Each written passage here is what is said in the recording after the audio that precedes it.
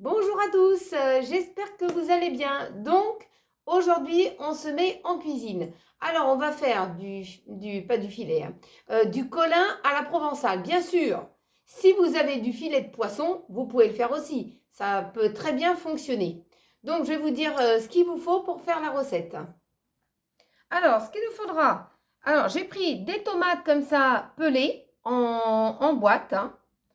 Voilà, c'est pour la recette. Du poisson comme ça qui est carré, du colin en surgelé. Vous qui aimez bien quand même des recettes rapides sans vous tracasser. Ensuite, de l'huile d'olive. J'ai pris aussi de l'herbe de Provence. Ensuite, du basilic. Un peu de sel. Des olives noires. Et bien sûr, un plat pour mettre tout ça dedans. Alors, on va commencer. Alors, on va mettre déjà notre poisson dans le plat. J'ai un petit peu embarrassé là. Voilà, voilà. On va mettre notre poisson comme ça, aligné dans le plat. Voilà.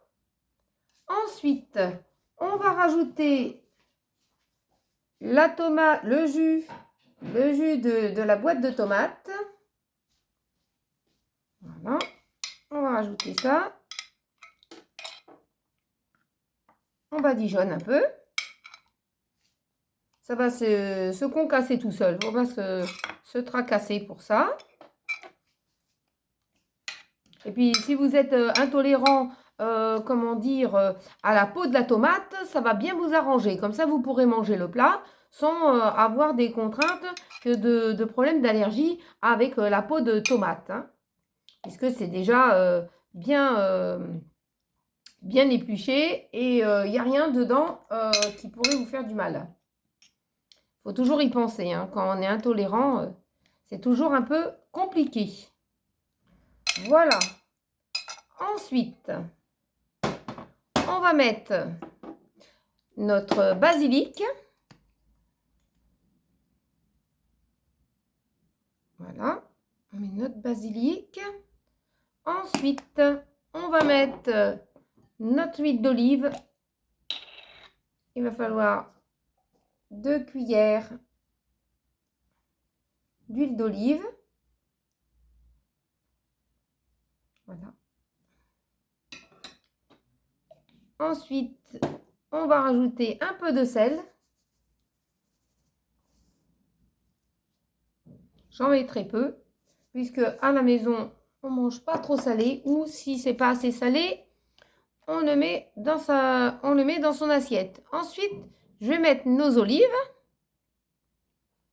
Voilà. Nous, on adore les olives. C'est super bon. Elles sont bonnes. Même si elles sont en boîte, hein. Elles sont très bonnes. Voilà.